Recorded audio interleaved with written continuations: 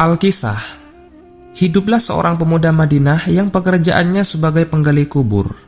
Selain dia bertugas menggali kubur, ketika ada warga yang meninggal dunia, dia juga sering mencuri barang-barang berharga yang dikuburkan bersama jenazah.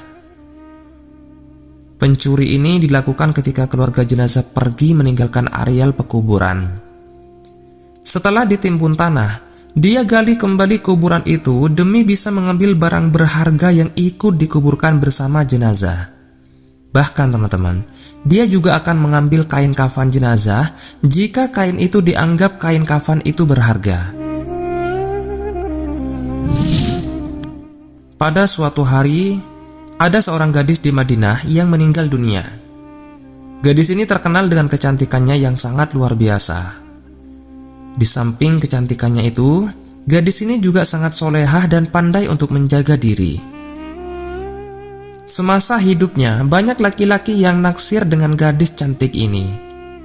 Suatu hari, ketika gadis ini meninggal dunia, si pemuda penggali kubur ini memulai aksi bejatnya. Begitu suasana pemakaman sudah sepi, dia menggali kembali kuburan gadis itu. Pertama-tama, dia ambil kain kafannya, dan pada saat membuka semua kain kafan si gadis, maka terlihatlah kecantikan wajah dan tubuh dari gadis itu, hingga membuat mata si pemuda terpesona karena melihat begitu indahnya tubuh jenazah si gadis. Tanpa berpikir panjang, pemuda penggali kubur itu pun langsung melampiaskan syahwat bejatnya kepada jenazah gadis tersebut. Setelah itu, pemuda ini menutup kembali kuburan itu dan pulang ke rumahnya. Namun teman-teman, setelah melakukan hal tersebut, dia merasakan seperti dikejar-kejar dosa, dan hal itu membuatnya sangat gelisah. Akhirnya, pada suatu hari, pemuda ini berniat untuk menemui Rasulullah SAW di Madinah.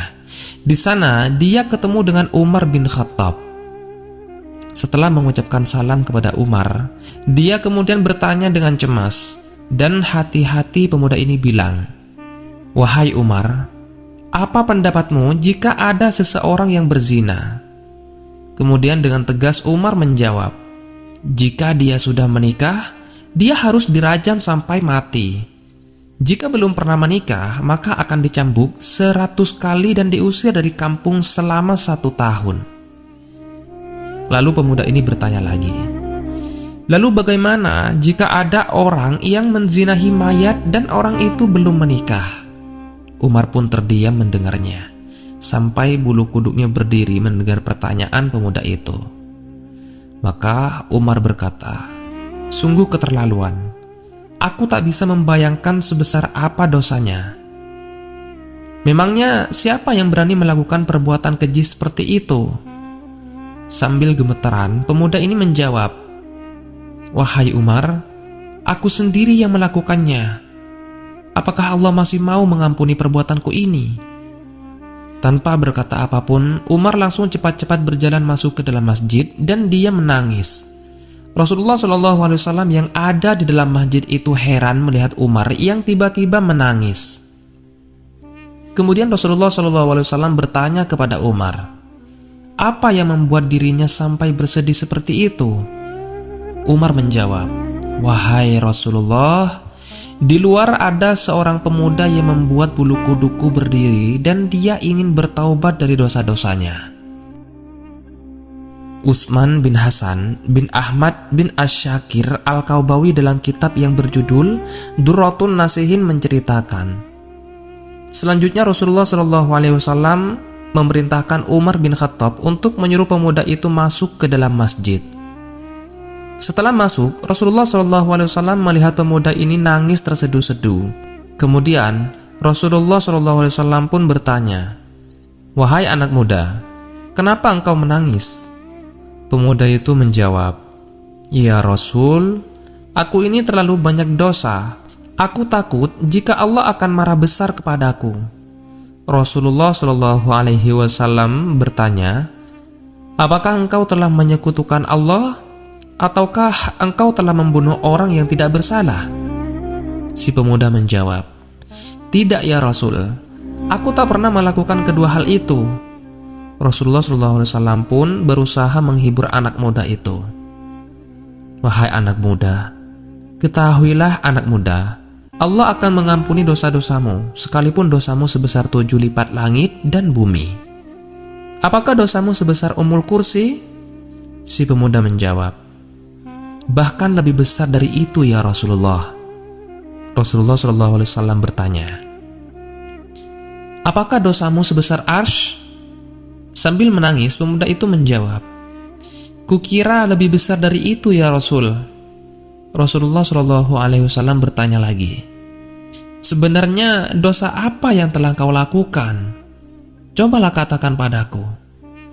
Pemuda itu menjawab, sungguh aku malu untuk mengatakannya ya Rasulullah.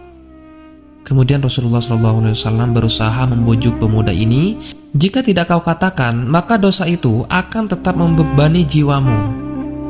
Pemuda itu terdiam, kepalanya hanya tertunduk melihat ke lantai masjid. Kemudian dia mulai memberanikan dirinya untuk mengatakan apa yang telah dia perbuat. Lalu pemuda ini bercerita, aku telah 7 tahun bekerja sebagai penggali kubur ya Rasul. Suatu hari ada gadis yang meninggal dari kaum Ansor. Semasa hidupnya dia adalah gadis yang sangat cantik. Namun secara diam-diam kugali kuburannya dan kubuka kain kafannya. Awalnya aku hanya berniat mengambil kain kafannya saja, tapi kemudian aku tak bisa menahan syahwatku. Maka aku lampiaskan syahwatku itu dengan menzinahi jenazah gadis itu sampai puas. Setelah itu kutinggalkan mayat itu begitu saja. Kemudian baru beberapa langkah aku mau meninggalkan kuburan itu, tiba-tiba mayat itu bangkit lagi dan berkata kepadaku, sungguh celaka engkau wahai pemuda. Apakah kau tak malu kepada Tuhan yang kelak akan membalasmu di hari kiamat pada saat semua orang dituntut balas? Engkau membiarkan aku dalam keadaan telanjang dan berhadas besar di hadapan Tuhanku. Mendengar pengakuan dari pemuda ini, Rasulullah SAW menjadi sangat marah dan seketika itu langsung berdiri dan berkata, wahai pemuda fasik, tempatmu memanglah pantas di neraka. Keluarlah dari tempat ini. Si pemuda pun keluar dari masjid itu dengan lemas dan hati yang hancur. Tak ada baginya untuk mendapatkan pengampunan dari dosa-dosanya itu. Sebenarnya, saat itu dia betul-betul ingin bertaubat kepada Allah Subhanahu wa Ta'ala. Dia pun kemudian melangkahkan kakinya tanpa tahu arah dan tujuannya.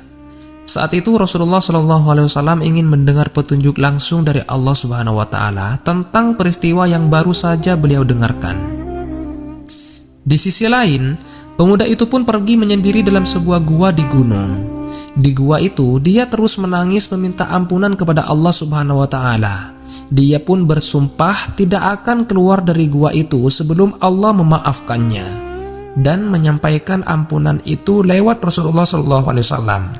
40 hari kemudian tubuh dan wajah pemuda itu berubah drastis selama di dalam gua. Dia hanya bertahan hidup dengan makanan yang dia temukan di dalam gua itu. Dia terus berdoa, oh Tuhannya Nabi Muhammad SAW, Tuhan dari Nabi Adam dan Hawa, jika aku telah engkau ampuni, maka sampaikanlah kepada Nabi Muhammad dan para sahabatnya. Tapi jika saja taubatku ini engkau tolak, maka bakarlah aku di dunia dan bebaskan aku dari siksa di akhirat. Sungguh, aku tak akan sanggup menerima siksamu di akhirat kelak. Tak lama dari itu, Allah Subhanahu wa Ta'ala mengutus malaikat Jibril untuk menemui Rasulullah SAW. Kemudian malaikat Jibril bertanya, wahai Rasulullah, Allah menitipkan salam kepadamu, dan Allah bertanya, apakah engkau yang menciptakan makhluk? Rasulullah SAW menjawab, Allah Subhanahu wa Ta'ala lah yang menciptakan aku dan semua makhluk. Jibril berkata, apakah engkau yang memberi rezeki kepada mereka? Rasulullah SAW menjawab, tidak, hanya Allah yang mampu memberikan rezeki kepada makhluknya. Malaikat Jibril bertanya, maka apakah engkau yang menerima taubat mereka atau engkau yang menghukum mereka atas dosa-dosa mereka? Rasulullah SAW menjawab, Maha suci Allah yang maha memberi pengampunan. Malaikat Jibril berkata, "Wahai Rasulullah, Allah berfirman, maafkanlah hambaku karena Allah telah mengampuninya." Kemudian Rasulullah SAW memanggil pemuda itu dan memberitahu kepadanya bahwasanya Allah Subhanahu wa Ta'ala telah mengampuni dosanya dan telah menerima taubatnya. Saudaraku seiman yang dimuliakan oleh Allah, tak lama dari itu pemuda ini pun meninggal dunia.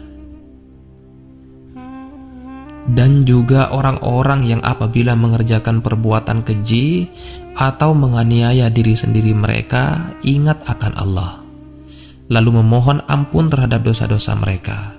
Dan siapa lagi yang dapat mengampuni dosa selain daripada Allah? Dan mereka tidak meneruskan perbuatan kejinya itu sedang mereka mengetahuinya. Al-Quran Surat Ali Imran ayat ke-135. Semoga kisah ini bermanfaat untuk kita semua. Lebih dan kurangnya mohon dimaafkan. Yang benar datangnya dari Allah Subhanahu wa Ta'ala. Khilaf atau keliru itu datangnya dari saya pribadi sebagai manusia biasa. Saya akhiri, wassalamualaikum warahmatullahi wabarakatuh.